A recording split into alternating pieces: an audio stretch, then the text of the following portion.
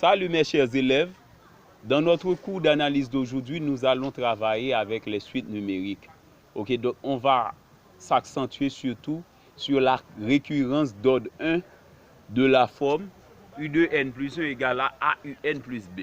C'est récurrence à un terme ou d'ordre 1 de la forme U2n plus 1 égale à AUN plus B. Juste avant même de continuer avec cette présentation, je dois vous dire que la forme ne se donne pas seulement en fonction de UN et de UN plus 1. Donc on pourrait vous donner n'importe quel deux termes consécutifs. Avec UN plus 1, au premier membre, je dois avoir UN, parce que c'est ces deux termes qui sont consécutifs. UN plus 1. Mais si je prends UN plus 2 ici, je dois avoir UN plus 1. Si je prends UN ici, je dois avoir UN moins 1. Si je prends UN moins 1 ici, je dois avoir UN moins 2. Il faut que le terme ici soit le terme qui suit le terme qui est au second membre. Okay? Le terme du premier membre doit être le terme qui suit le terme du second membre.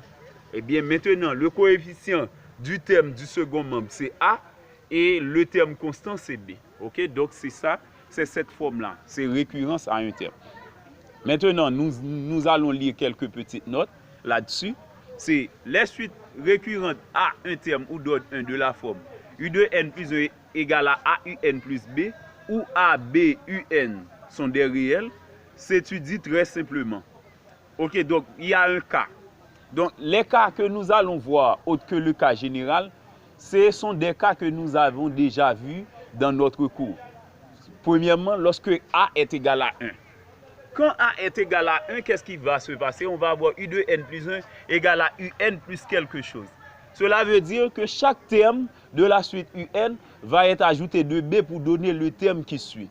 Eh bien, c'est comme une suite arithmétique de raison B. Ok, donc si on transpose, on va avoir U2n plus 1 moins UN, en cas que A est égal à 1. U2n plus 1 moins UN, ça donne B. Donc cela veut dire que la suite UN va être arithmétique de raison B. Ok, c'est lorsque A est égal à 1. Maintenant, le second cas, c'est lorsque B est égal à 0 et A est différent de 0. Quand B est égal à 0, qu'est-ce qui va se passer? On va avoir U2n plus 1 égale à AUN. Ok? Et bien, cela veut dire que chaque terme UN va être multiplié, chaque terme de la suite UN va être multiplié par A pour donner le terme qui suit. Puisque A est différent de 0, eh bien, la suite UN va être une suite géométrique de raison A. Quand B est égal à 0 et A est différent de 0, UN est une suite géométrique de raison A. Maintenant, le troisième cas, ce sont des propriétés quand même. Ce sont des propriétés sur la récurrence d'ordre 1 que nous étudions. Maintenant, lorsque A est un réel privé de 0, 1, ok? Un réel qui n'est ni égal à 0 ni égal à 1, et B est différent de 0. Ok, donc, il faut toujours considérer le cas B est différent de 0 pour le cas général, parce que lorsque B est différent de 0, c'est une suite géométrique. Lorsque B, il faut toujours considérer le cas où B est différent de 0 pour le cas général, parce que lorsque B est égal à 0, c'est une suite géométrique que ça donne. Quand B est égal à 0, ça donne une suite géométrique. Eh bien, si nous prenons le cas où A appartient à R privé de la paire 0, 1, et nous ne posons pas B différent de 0, eh bien, c'est une suite géométrique qu'on va étudier. On a déjà étudié une suite géométrique, donc ce ne sera pas la peine de passer son temps à l'étudier à nouveau. Eh bien, maintenant, ce qu'on doit faire dans ce cas, lorsque B est différent de 0, et A n'est ni égal à 0 ni égal à 1, il suffit d'étudier la suite auxiliaire qui est définie par V de n égale à U de n moins L, où L désigne la limite éventuelle de la suite UN. Ok, donc, lorsque on a de telles récurrences, si UN admet une limite, eh bien, on peut trouver facilement cette limite en posant UN plus 1 égale à UN égale à L. Eh bien, puisque L désigne la limite de UN, nous remplaçons UN plus 1 et UN par L. Ça nous donne L égale à AL plus B en remplaçant UN plus 1 et UN par L. Maintenant, on fait une transposition. L moins AL égale à B. Maintenant, je mets L en évidence. L facteur de 1 moins A, ça donne B. Donc je tire L, L donne B sur 1 moins A. Eh bien, B sur 1 moins A n'aura pas de sens si A était égal à 1. Eh bien, c'est pourquoi on dit que A doit être un réel qui n'est pas égal à 1, qui n'est ni égal à 0, ni égal à 1. Eh bien, c'est pourquoi on peut facilement tirer L sans faire de discussion ici. Maintenant, on a vu que V de N est égal à UN moins L. C'était la suite auxiliaire que nous avons prise. Eh bien, normalement, puisque V de N donne UN moins L, nous remplaçons L par sa valeur. Donc, V de N donne UN moins B sur 1 moins A. À présent, nous allons étudier la nature de la suite V de N. Pour étudier la nature de V de N, si V de N est une suite arithmétique ou une suite géométrique, donc d'abord nous prenons V de N plus 1. Puisque V de N donne UN moins quelque chose, eh bien V de N plus 1 donne UN plus 1 moins cette même chose-là, qui est la valeur de L. Maintenant, nous remplaçons UN plus 1 par sa valeur, c'est AUN plus B. Ok, voilà, AUN plus B. Maintenant, nous faisons le dénot commun entre ces deux termes-là, qui est B moins B sur 1 moins A. Ok? Maintenant, le dénot commun, c'est encore 1 moins A pour ces deux derniers termes. Eh bien, on a V de N plus 1 est égal à AUN plus B qui se multiplie par 1 moins A, qui donne B moins AB. B par 1 donne B, B par moins A donne moins AB. B moins AB, et ensuite, ajouter de moins B. On fait le dénot commun, puisque le dénot commun est déjà moins A, eh bien, moins B est donc conservé.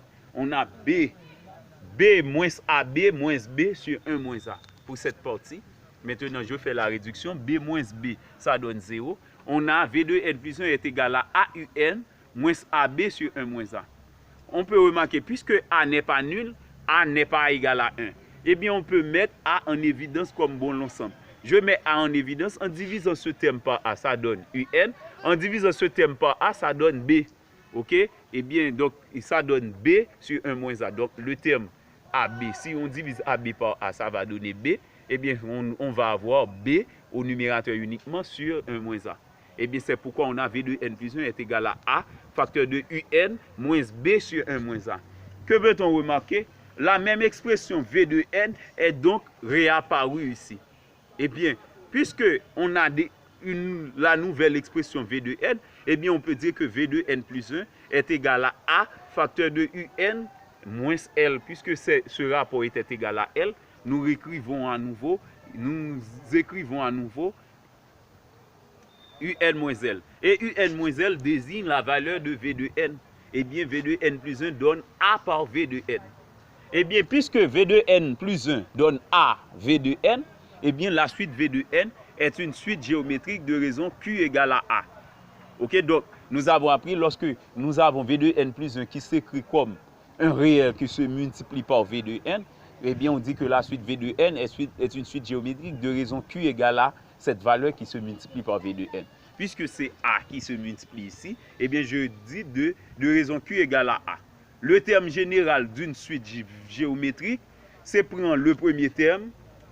Ok, donc si la suite est définie sur N, ok, eh bien, on prend V0 par la raison à la puissance N. De façon générale, c'est V de N égale à V0 par Q exposant N. Puisque la suite V de N est définie sur N. Ok, donc on n'a fait aucune restriction. Et bien, puisqu'il n'y a aucune restriction, on prend ça sur N. Ok, maintenant, nous remplaçons Q par sa valeur. Q était égal à A. Eh bien, Q exposant N n'est autre que A exposant N. Et par commutativité de la multiplication dans R, j'écris A exposant N par V0. Ok? Nous avons appris que V de N était égal à U de N moins L. Eh bien, nous allons prendre le soin de remplacer ce V de N par U de N moins L. Eh bien, si V de N donne U de N moins L, V0 va être égal à U0 moins L. Ok?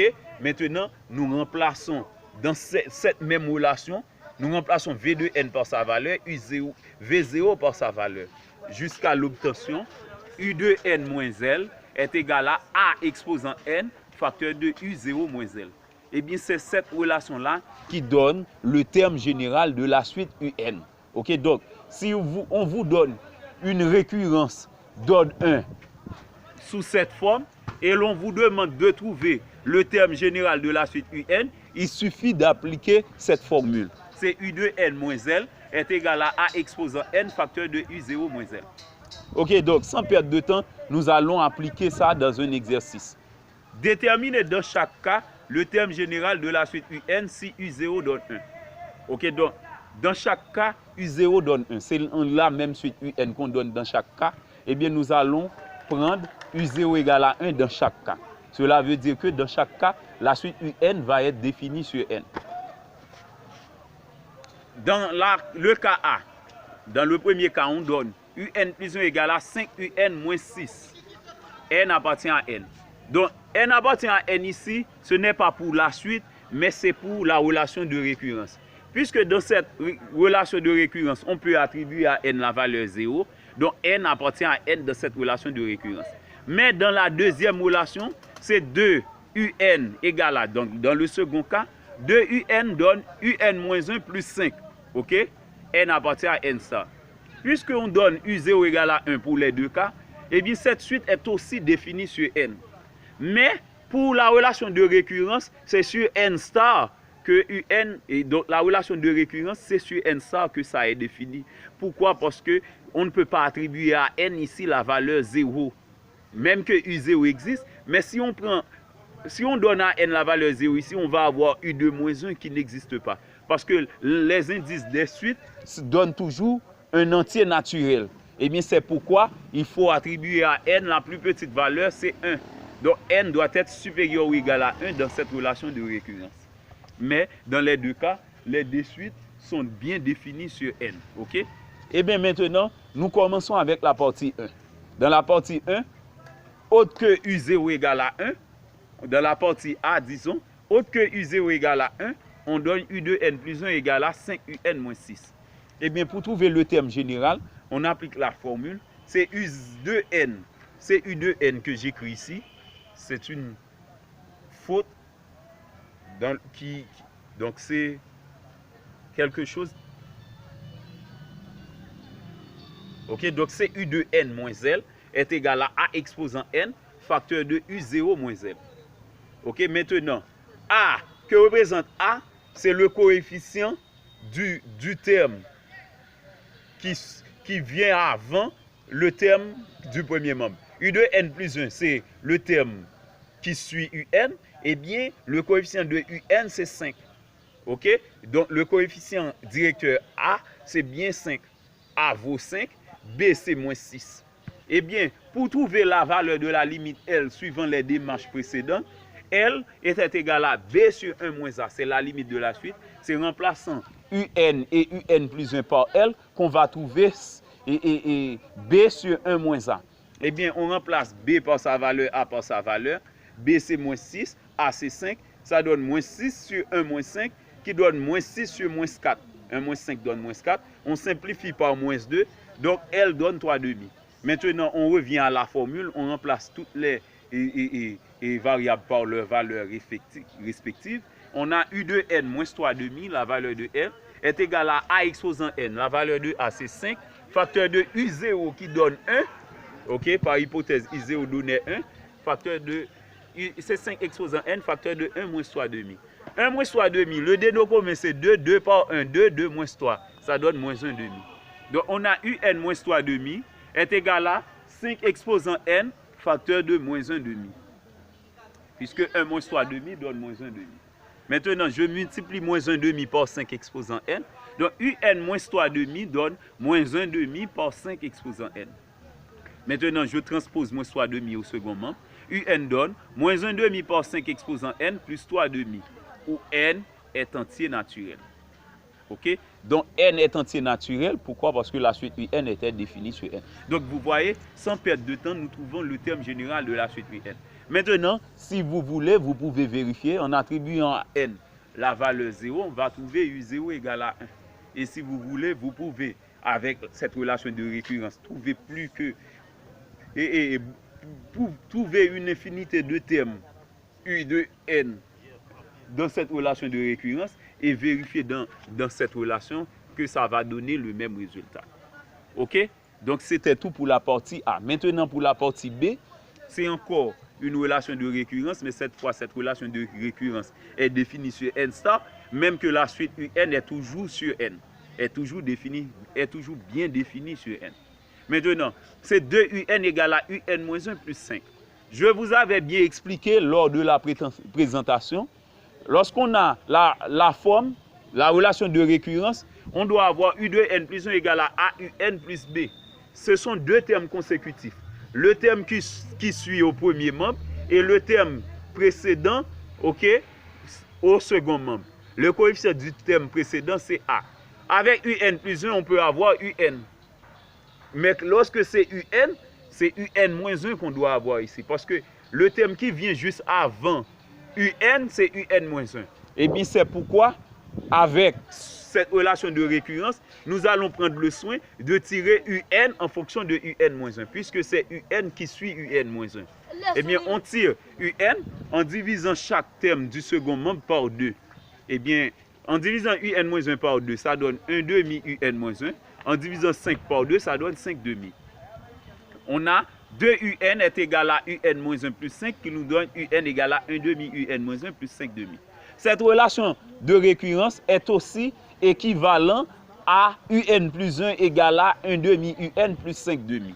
C'est comme si on avait donné ça. UN plus 1 est égal à 1 demi UN plus 5 demi. Donc on pourrait faire ça avec n'importe quel deux termes consécutifs où le terme qui suit est donc au premier membre et le terme précédent est donc au second membre. Eh bien, le coefficient du terme du second membre, c'est donc la valeur de A. Et le terme qui est à côté, le terme constant, c'est la valeur de B. Eh bien, si nous appliquons la formule pour trouver le terme général de la suite UN, il faut prendre UN moins L est égal à A exposant N facteur de U0 moins L. Maintenant, je calcule la valeur de L en donnant L égale à B sur 1 moins A. L, la valeur de L, c'est B sur 1 moins A. C'est ça la valeur de L. C'est L égale à B sur 1 moins A. Eh bien, qu'est-ce qu'on fait? On remplace L par B sur 1 moins A. Quelle est la valeur de B? C'est 5 demi. A, c'est 1 demi. Eh bien, on a 5 demi sur 1 moins 1 demi. Que donne 1 moins 1 demi? C'est encore 1 demi. Eh bien, on a 5 demi sur 1 demi. OK? B sur 1 moins A donne 5 demi sur 1 moins 1 demi. 1 moins 1 demi donne 1 demi. Eh bien, on a 5 demi sur 1 demi. 5 demi sur 1 demi n'est autre que 5. On simplifie par 2. OK? Donc, lorsqu'on a deux fractions qui ont le même dénot, si on divise ces deux fractions, on va trouver et on va simplifier directement par le dénot. Je simplifie par 2, ça donne 5 sur 1. Donc, la valeur de la limite, c'est 5. Nous remplaçons L et U0 et A dans cette relation. Ça nous donne U2N moins 5 est égal à A exposant N. La valeur de A ici, c'est 1 demi. Eh bien, ça donne 1 demi exposant N. Facteur de U0 qui donne 1, moins L. 1 moins L, L donne 5, c'est 1 moins 5. 1 moins 5 donne moins 4. Eh bien, on a UN moins 5 égale à 1 demi exposant N par moins 4. Que donne 1 demi exposant N par moins 4? C'est moins 4 par 1 demi exposant N. Maintenant, nous transposons moins 5. Donc, UN donne moins 4 par 1 demi exposant N plus 5, où N est entier naturel. OK? N est un entier naturel. Donc, tout à l'heure, c'était la relation de récurrence qui était définie sur N star. Mais puisque U0 donne 1, eh bien, on doit prendre N appartient à N. Eh bien, vous verrez que en remplaçant N par 0 ici, vous allez trouver exactement 1 pour U0. OK? Donc, c'était tout pour aujourd'hui. Donc, si vous avez des questions ou des suggestions, donc, je vous prie de bien vouloir me les envoyer. Et de plus, si vous n'êtes pas encore abonné à mon channel YouTube, je vous prie de bien vouloir le faire. Car vous voyez que le cours devient de plus en plus intéressant. Et je vous promets que le meilleur est à venir. OK? Et partagez la vidéo, aimez la vidéo si vous trouvez effectivement que le cours était très intéressant. OK? Donc, c'était Jimmy Deveil, votre enseignant de mathématiques, compétent et expérimenté. Merci et bonne journée.